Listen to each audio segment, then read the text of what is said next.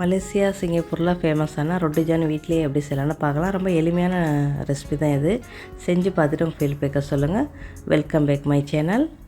அஸ்ஸலாமு அலைக்கும். Hi friends, எல்லோரும் எப்படி இருக்கிறீங்க? நல்லா இருக்கிறீங்களா? நான் இங்கே ரொம்ப நல்லா இருக்கிறேன். இப்போ நம்ம வீடியோவில் போகலாமா? நம்ம இன்றைக்கி வீட்டிலையே ரொட்டி ஜான் தான்ப்பா செய்ய போகிறோம். கடையில் வாங்கினா உங்களுக்கு நல்லா நீட்டாக ரொட்டி கிடைக்கும். உங்களுக்கு நீட்டாக ரொட்டி கிடச்சா இதே ரெசிபியை செய்யுங்க. ஓகே, இந்த மாதிரி பன்னு இருந்தால் ரொம்ப ஈஸி. நம்மளுக்கு இங்கே அந்தளவுக்கு நீட்டாக பண்ணு நம்ம இருக்கிற இடத்துல இருக்காது. ஆனால் நான் ஹாடாக் பண்ணு தான் இப்போ எடுத்துருக்கிறேன். இதுக்கு நீங்கள் ஒரு ஸ்பூன் அளவுக்கு எண்ணெய் ஊற்றுங்க. எண்ணெய் ஊற்றி ஒரு வெங்காயம், பெரிய வெங்காயம், அது மஞ்சள் வெங்காயமாக இருந்தால் ரொம்ப நல்லது. பெரிய வெங்காயத்தை நல்லா பொடிசாக கட்டிங் பண்ணி அதில் போட்டு வதக்குங்க. வதக்கி அரைவேக்காடை இருக்கலையே சிக்கன் ஒரு 200 கிராம் எடுத்து சதையை மட்டும் எடுத்து மிக்சியில் போட்டு நல்லா சுற்றிக்கிட்டு நல்லா நைஸாக அரைச்சி இதில் போடுங்க. ஓகே, நம்ம கடையில் வாங்குறதுக்கு சிக்கன்லாம் அந்த அளவுக்கு இருக்காது, சும்மா கொஞ்சம் தான் இருக்கும். முட்டையை ஊற்றுவாங்க, அவ்வளோதான். நம்ம முருத்தப்பா மாதிரி தான் இது. சரியா, முருத்தப்பா நம்ம செய்கிற மாதிரி இது பன்னில் செய்கிறது. அதுக்கு பேர் தான் ரொட்டி ஜான்.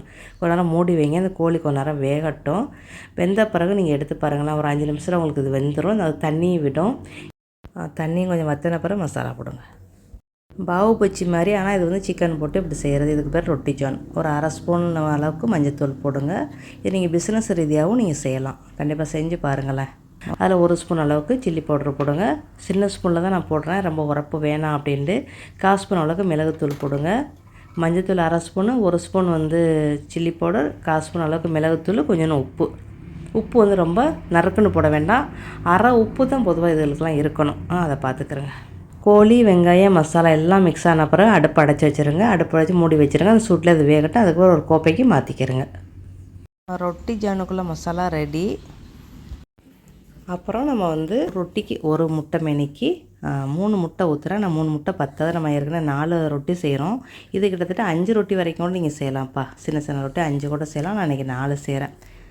நல்லா கொஞ்சம் எக்ஸ்ட்ராவே போடுறோம்ல. 3 முட்டை போட்டு 1 ஸ்பூன் அளவுக்கு பிளாக் பேப்பர் போடுங்க. பவுட்ரு போடுங்க. மிளகுத்தூள் போடுங்க. போட்டு நல்லா அடிச்சுக்கிறோங்க. உப்பு வேண்டாம். உப்பு நம்மளுக்கு மசாலாவுக்கு இருக்கிற உப்பே போதும். ப்ரெட்டுக்கு லேசாக உப்பு இருக்கும். ஒரு அரை ஸ்பூன் அளவுக்கு பட்ரு இல்லை நெய் கூட நீங்கள் போடலாம். ஓகே, அவங்க வீட்டில் என்ன இருக்கோ அதை கொஞ்சமாக போடுங்க. போட்டு நம்ம செஞ்சு வச்சுருக்கிற மசாலாவை அதில் கொட்டி கிண்டி பாருங்கள்.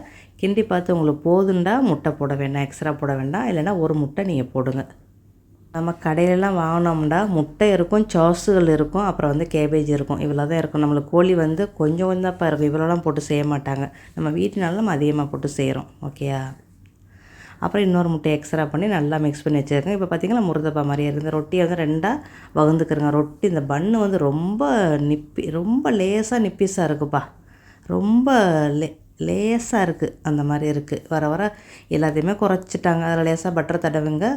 தாவால் சூடு பண்ணிக்கிறேங்க. இந்த மாதிரி சூடு பண்ண பிறகு தான் அதுக்கப்புறம் தான் நம்ம இந்த நம்ம செஞ்சு வச்சுருக்க கலவையை ஊற்றி அது மேலே அதை வைக்கணும். எல்லா ரொட்டியுமே ரோஸ்ட் பண்ணிக்கிறேங்க. நம்ம இன்றைக்கி ஹாடாக் பன்னில் 4 பன்னு செய்கிறோம். ஓகேயா, இது மொத்தம் 8 பீசஸ் போடலாம். அவ்வளோதான் போட முடியும்.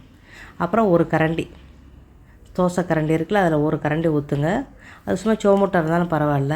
அதை ஊற்றி நம்ம ப்ரெட்டை அது மேலே அப்படியே வச்சு நல்லா அப்பிடுங்க. இப்போ மீடியம்லேயே வைங்க. நம்மளுக்கு அந்த முட்டை வேகணும். என்ன வேண்டாம் நீங்கள் ஊற்றிக்கிறங்க. நான் எதுவுமே ஊற்றலை. இது வெந்ததோட பரட்டி போட்டுக்கிறோங்க. உள்ளுக்குள்ளே இருக்கிற முட்டையோட தண்ணியெல்லாம் வெந்துருச்சா நீங்கள் பார்த்துக்கிறங்க. சில இதில் வேகாது, அதை பார்த்துக்கிறங்க. சரியா, அவ்வளோதான். அதை எடுத்துருங்க. மறுபடியும் இதை ஊற்றுங்க. அது ஒரு கரண்டி கண்டிப்பாக நம்ம ஊற்றணும். அப்போ தான் நம்மளுக்கு கரெக்டாக இருக்கும் இந்த ஒரு பன்னுக்கு. இதுவே நீங்கள் நீட்டாக பண்ண ஆரம்பிச்சுட்டா 2 தடவை நீங்கள் ஊற்றணும். 2 பன்னு நீட்டாக பண்ணுக்கு இது கரெக்டாக இருக்கும். இந்த ஒரு பன்னு மாதிரி இன்னொரு மடங்கு இருக்கும்ல. அப்போ நம்ம இது 4 பன்னு செய்கிறோம். அப்போ நீட்டாக பண்ண ஆரம்பிச்சுன்னா நம்ம நல்லா நீட்டாக மாதிரி நம்ம 2 பன்னுக்கு செய்யலாம்.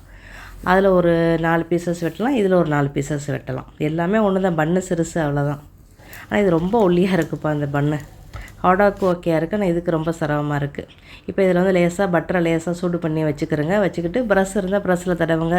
செஞ்சாயே செய்யுங்கப்பா. வீட்டுக்கு தானே செய்ய போகிறது. நீங்கள் வியாபார ரீதியாகவும் செய்யலாம்ப்பா. வியாபார ரீதியாக செஞ்சுன்னா பாவு பச்சி எப்படி செய்கிறீங்க அதேமாதிரி செய்யலாம். நீங்கள் இந்த டிஷ்ஷை வச்சு செய்யணும்.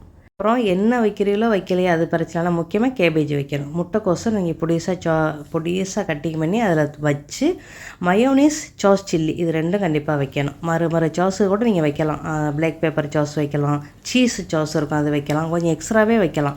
இதை விட இன்னும் கொஞ்சம் ஒரு மடங்கு வச்சிங்கன்னா சாப்பிட்றதுக்கு ரொம்ப நல்லாயிருக்கும். அப்புறம் நம்ம நல்லா இப்படி வச்சுட்டு 2 கட்டி பண்ணுங்களேன். உங்கள் குட்டீஸில் செஞ்சு கொடுங்களேன், கண்ணை முடிக்கிட்டு சாப்பிடுவாங்க, வேணாண்டே சொல்ல மாட்டாங்க. ட்ரை பண்ணி பாருங்கள், ஒரு தடவைக்கே ட்ரை பண்ணி பார்த்துட்டு ஃபீட்பேக்காக கமெண்ட் பண்ணுங்கள்.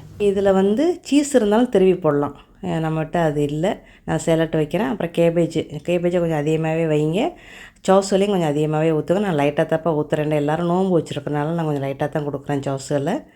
நீங்கள் கொஞ்சம் அதிகமாக கொடுங்க. கேபேஜை மேலே கொடுங்க, அதே மாதிரி லேசாக சோஸை ஊற்றுங்க, மடக்குங்க, 2 கட்டிங் பண்ணி சாப்பிடுங்களா, ரொம்ப டேஸ்ட்டாக இருக்கும். கண்டிப்பாக ட்ரை பண்ணி பாருங்கள். அப்புறம் பேரனுக்கு வந்து எந்த வெஜ்ஜும் பிடிக்காது, அதனால் அவருக்கு வெறும் இந்த இதை மட்டும் வச்சு மயோனீஸு சாஸ் சில்லி மட்டும் வைக்கிறேன். நீங்கள் குட்டீஸுகளுக்கு வந்து சீஸு சாஸ் இருந்தாலும் நீங்கள் அதை கூட வைக்கலாம். ஓகே, இந்த மாதிரி செஞ்சு கொடுங்க. பிஸ்னஸ் ரீதியாகவும் நீங்கள் செய்யலாம். பிஸ்னஸ் பண்ணணும் அப்படின்னா அந்த பன்னு மட்டும் கொஞ்சம் நீட்டாக பண்ணால் கிடைக்குதான்னு செக் பண்ணி பார்த்து வாங்கிக்கிட்டிங்கன்னா உங்களுக்கு நல்லாயிருக்கும். இந்த மாதிரி நீங்கள் கட்டிங் பண்ணி கொடுக்கலாம். கேபேஜ் அதிகமாக வைக்கணும், இந்த சாஸ்களை கொஞ்சம் அதிகமாக வைக்கணும்.